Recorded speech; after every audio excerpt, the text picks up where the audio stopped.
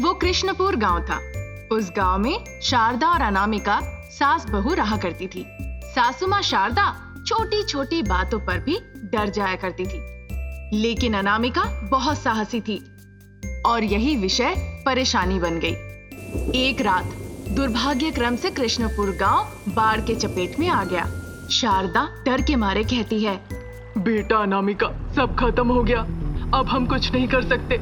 इस बाढ़ से निकलना मुश्किल है, हम सब मर जाएंगे। चिंता मत कीजिए सासू माँ, धैर्य रखिए, मैं सब कुछ संभाल लूंगी। बाढ़ का प्रकोप कितना भयानक है, तो हम शांति कैसे बनाए रखें? मैंने कहा ना सासू माँ, मैं देख लूंगी। पहले बच्चों को बचाओ, हम वयस्क हैं, हम पानी में रह सकते हैं, बच्चे पानी में कैसे रहेंगे? फिर शारदा अनामिका से कहती है, पानी अंदर आने के रास्ते को रोक दिया जाए। फिर उन्होंने ऐसा ही किया। उन्होंने केवल मुख्य द्वार खोला रखा ताकि पानी वहां से निकल सके बाहर की तरफ। उधर अनामिका बांस की छोटी छोटी लकड़ियां लेकर नाव तैयार की। देखकर सासू माँ बिल्कुल हैरान रह गई। इस बीच एक बच्चा चिल्ला रहा था, भूख लगी है, भूख लगी है कह के। हाय भगवान, क्या मुसीबत आई है, बच्चा चिल्ला रहा है, उसे भूख लगी है। ऐसी परिस्थिति देखकर मन बहुत दुखी है। सासू माँ, आप बेवजह क्यों चिंता कर रही है? मैं उनकी देखभाल करूंगी।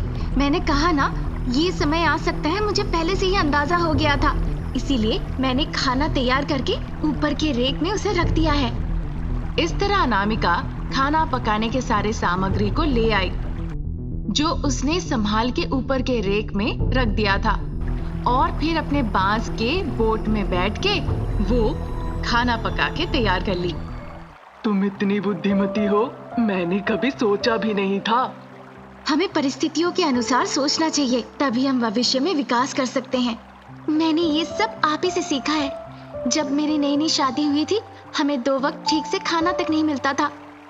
आपने बहुत मेहनत की और अपनी सोच से हमें यहाँ तक ले आई। याद है ना सासू माँ? अपनी जिम्मेदारी लेने और सारा बोझ उठाने के लिए परिवार में बड़ा होने की जरूरत नहीं, बस चतुराई से सोचने की जरूरत है। ये सब कुछ मैंने आपसे ही सीखा है माँ जी। इस बीच पड़ोस का राम वहां आकर हमें बचाओ कहकर चिल्लाता है। उसके बच्चे बाढ़ के पानी में डूब रहे थे। उनकी आवाज सुनकर अनामिका मुख्य द्वार के पास आ जाती है। और क्या हुआ चाचा जी, पूछती है। अनामिका, मेरे बच्चे पानी में डूब रहे हैं, उन्हें बचाओ। मैं तैरना नहीं जानता, उसे सहायता करो। मैं इस सहायता को जिंदगी में कभी नहीं भूलूंगा। अरे ऐसा ना कहिए, मैं अभी आती हूँ। इस तरह से कहकर अनामिका अंदर गई। वो एक बड़ी सी रस्सी ले आई।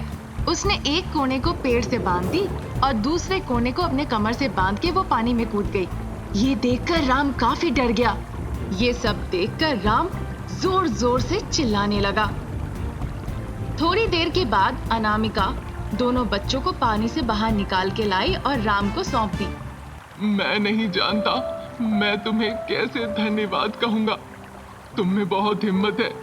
तुम एक बार के लिए भी नहीं सोची और पानी में कूद गई। हम जो भी करें हिम्मत से करना चाहिए। बैठ के डर गए तो कैसे चलेगा? हालांकि अगर बच्चे जीवन के लिए लड़ रहे हैं तो मैं कैसे चुप रह सकती हूँ उन्हें देखकर? अगर वो मेरे बच्चे होते तो क्या मैं उन्हें इस तरह से नहीं बचाती? जब वो इस तरह से बातें कर रहे थे, राम के बच्चे भूख लगी है कहने लगे। ये सुनकर अनामिका बहुत उदास हो गई। चलो मेरे घर चलो। इस तरह वो कहती है साथ चलने के लिए। फिर बांस के नाव में बैठाया उन्हें और राम के बच्चों को वो घर ले गई। घर ले जाके वो रोटियां दी खाने के लिए।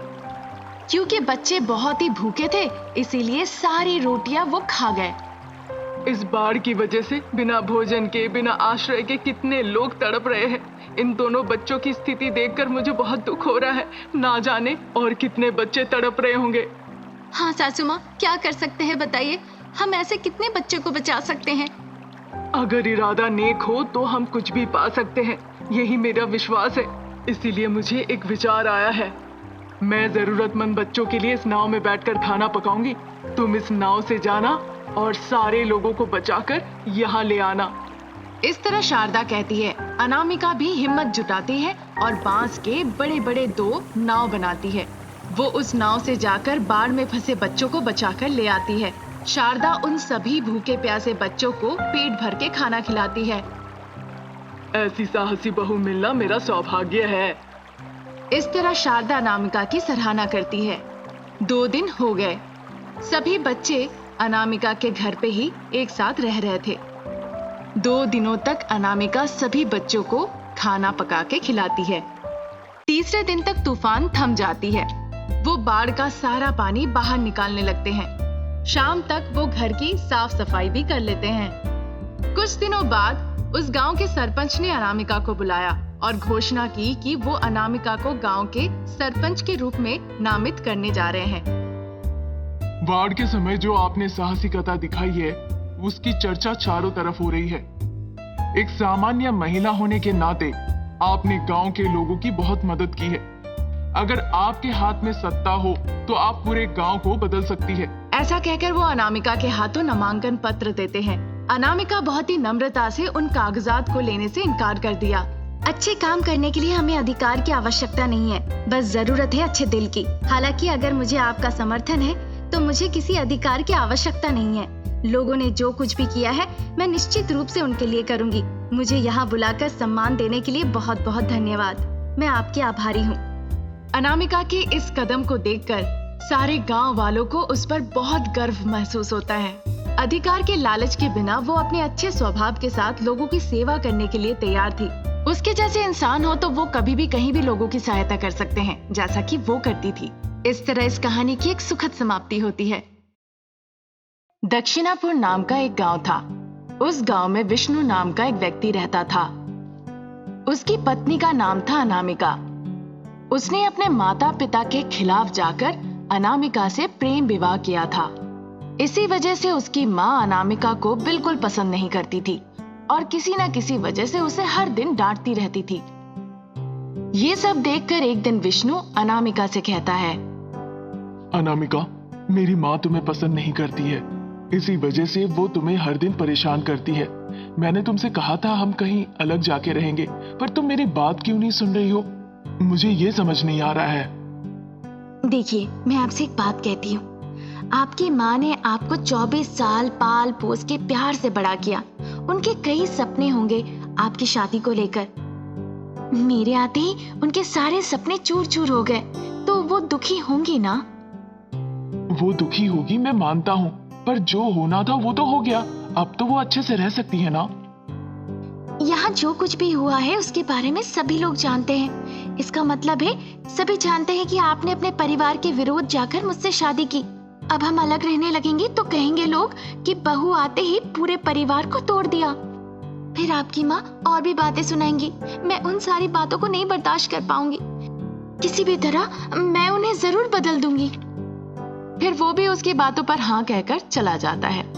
कई महीने निकल जाते हैं, पर सासू माँ के व्यवहार में कोई बदलाव नहीं आता है।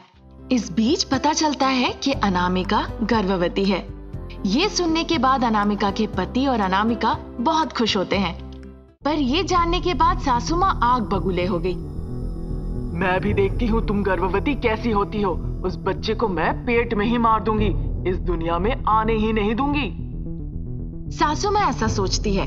उस दिन के बाद से सासू माँ अच्छी बनने का अभिनय करने लगती है। अनामिका, इतने दिनों से मैंने तुम्हें बहुत परेशान किया, क्योंकि तुम अभी गर्भवती हो। मैं ऐसा बिल्कुल नहीं करूंगी। इस घर में वारिस आने वाला है, ये जानने के बाद से मैं बहुत खुश हूँ। सासू माँ की मीठी बातें सुनकर अनामिका बहुत खुश हो जाती है। सासू माँ, आपकी ये सारी बातें सुनकर इतने दिनों के बाद मैं बहुत खुश हूँ। हाँ हाँ, अभी के लिए खुश रहो।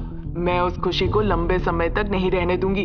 तुम और तुम्हारे बच्चे दोनों को स्वर्ग में पहुंचाऊंगी, तब जाके मुझे शांति मिलेगी। फिर मैं अपनी बेटी की दूसरी शादी कराऊंगी। इस तरह सासू माँ सोचती है। अगले दिन जब अनामिका चल रही थी, उस वक्त सासू माँ को लगता है कैसे भी करके अनामिका को गिरा दिया जाए, इसलिए वो उसके रास्ते में तेल डाल देती है। तब तक विष्णु आ जाता है वहाँ और वो देखकर कहता है, माँ, यहाँ तेल गिराया किसने? इस घर में एक गर्भवती महिला है, क्या तुम ये सारी चीजें नहीं देखती?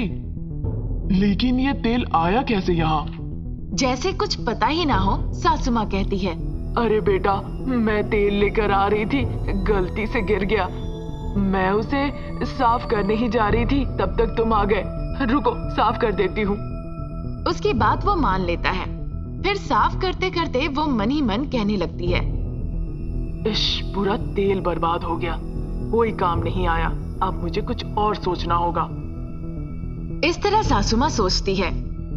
अगले दिन सासू माँ अनामिका से बड़े प्यार से कहने लगती है, बेटा अनामिका, पानी गर्म करने के लिए सारी लकड़ियाँ खत्म हो गए हैं। आज के लिए हीटर में गर्म कर लो, मैं पानी ले आती हूँ। ऐसा कहकर सासू माँ पानी लाने के लिए वहाँ से चली जाती है और बहू रानी को कहती है हीटर ऑन करने के लिए। सासू माँ पहले से ही ऐसा बंदोबस्त कर रखी थी कि बोर्ड को छूने से ही शॉक लगेगी, पर जैसे ही बहू रानी स्विच ऑन करने गई, बिजली चली गई। इस बारे में सासू माँ को नहीं पता था। ये क्या, उसे शॉक क्यों नहीं लगी? ये सोचकर वो स्विच देखने के लिए गई। तब तक बिजली आ गई और सासू माँ को जोरों का झटका लगा। सासू माँ की हालत देखकर अनामिका बहुत घबरा गई और जाकर मेन स्विच ऑफ करती है। झटका खा के सासू माँ दूर गिरी पड़ी थी। सासू माँ, आप ठीक तो है ना? हाय भगवान, तुम समय पर आकर मुझे बचा ली। फिर जैसे ही वो अंदर चली जाती है, सासू माँ मन ही मन कहती है, हे भगवान, दो बार बच चुकी है ये, तीसरी बार बचनी नहीं चाहिए। कल मैं केसर दूध में नेरियम पाउडर मिला के दे दूंगी, फिर ये माँ और बच्चे दोनों ही मर जाएंगे। सासू माँ ने ऐसा सोचा। अगले दिन वो नेरियम पाउडर बनाकर उसे केसर दूध में मिला के अनामिका के पास ले गई और कहने लगी, बेटा, दूध में केसर मिला दिया है, पी लो जल्दी से। सासू माँ ने कहा। उसकी बातें सुनकर अनामिका भी हाँ कह दी। फिर वो जैसे ही दूध का ग्लास उठाकर पीने ही वाली थी, वो बेहोश हो गई। दूध का ग्लास हाथ से नीचे गिर गया। सासू माँ परेशान होकर तुरंत डॉक्टर को बुलाती है। डॉक्टर साहिबा जांच करके कहती है, प्रोटीन युक्त खाना दीजिए, ये बहुत ही कमजोर है। अगर ऐसा ही रहा तो बच्चा भी बहुत कमजोर होगा। डॉक्टर साहिबा ने कहा। उनकी बातों पे सासू माँ ने भी हाँ कह दिया, पर मन में वो ये सोच रही थी कि उसकी तीसरी कोशिश भी बेकार चला गया, इसीलिए वो बहुत दुखी थी। इसीलिए उन्होंने 2 आदमी से कहा अनामिका की जान ले लेने के लिए। इस काम के लिए उन्होंने काफी पैसे लिए। उस रात अनामिका और सासू माँ अपने अपने कमरे में सो रहे थे। अनामिका के पति दूसरे कमरे में सो रहे थे। फिर उस रात सासू माँ ने जिन्हें पैसे दिए थे मारने के लिए, वो आए। ठीक उसी वक्त बिजली चली गई। क्योंकि पंखा नहीं चल रहा था, इसीलिए सासू माँ अनामिका के कमरे में जाती है। सासू माँ, आप बिस्तर पे सो जाइए, मैं नीचे सो जाऊंगी। नहीं बेटा, तुम गर्भवती हो, तुम बिस्तर में ही सो। आप बिस्तर में आके सोइए। ये कहकर वो अपने पति के कमरे में गई जहाँ वो सो रहे थे। वैसे ही वो दोनों चोर वहाँ आते हैं जहाँ सासू माँ सो रही थी। फिर वो अपने साथ जो डंडा लाए थे उससे वो जोर जोर से पीटने लगे। फिर सासू माँ जोर जोर से चिल्लाती है, मुझे बचाओ कहकर। फिर वो वहाँ से भाग जाते हैं। सासू माँ की चीख सुनकर अनामिका और उसके पति उसके कमरे में भाग के आते हैं। वहाँ आकर देखते हैं बुरी तरह पीटने की वजह से उनका बहुत ज्यादा खून बह रहा था। हाय भगवान, ये कैसे हो गया? बहुत खून बह रहा है, जल्दी जाके आप फर्स्ट एड बॉक्स ले आइए। अनामिका अपने पति से कहती है। वो जल्दी जाके फर्स्ट एड बॉक्स ले आता है। अनामिका अपनी सासू माँ की बहुत सेवा करती है। किसी ने जानबूझकर पैसों के लिए आप पर हमला किया है। ऐसा होता है सासू माँ, आप चिंता मत कीजिए, धैर्य रखिए। इस तरह अनामिका सासू माँ का देखभाल करती है। फिर वो दोनों अंदर चले जाते हैं सोने। सासू माँ मनी मन सोचने लगती है, उन्होंने मुझे बहुत बुरी तरह से पीटा, ये मेरे लिए बहुत ही दर्दनाक है। अगर मेरी जगह अनामिका होती तो माँ और बच्चे दोनों को बहुत संघर्ष करना पड़ता। मैंने बहुत बड़ी गलती की है। मैं अनामिका के साथ बहुत बुरा करने जा रही थी, पर अब ऐसा नहीं करूंगी।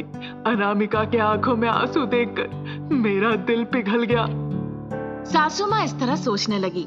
अगले दिन उन्होंने डॉक्टर को फोन किया। डॉक्टर आके उनका इलाज की। इनके पैरों में बहुत चोट लगी है, कुछ दिनों तक उन्हें चलने मत दीजिएगा। डॉक्टर साहिबा कहती है। अनामिका भी मान लेती है। गर्भवती होने के बावजूद अनामिका ने अपनी सासू माँ की बहुत सेवा की। ये सब देखकर सासू माँ का सर शर्म से झुक गया और वो मन ही मन कहने लगी, वो कितनी अच्छी है और मैंने उसे मारने की योजना बनाई। वो बहुत रोई। ये देखकर अनामिका उसे संतावना देती है। बिस्तर में पड़ी सासू माँ की बहुत सेवा करती है अनामिका। अनामिका की अच्छाई देखकर सासू माँ अपनी व्यवहार पूरी तरह से बदल देती है। वो अनामिका को मारने की सारी योजनाओं को रोक देती है, अनामिका को मदद करती है और खुशी खुशी रहने लगती है। इसी तरह कई महीने बीत गए। फिर अनामिका ने एक बच्चे को जन्म दिया। ये देखकर उसके पति और सासू माँ बहुत खुश होते हैं। इस तरह सब कुछ भूल के सासू माँ अनामिका के साथ प्यार से रहने लगती है।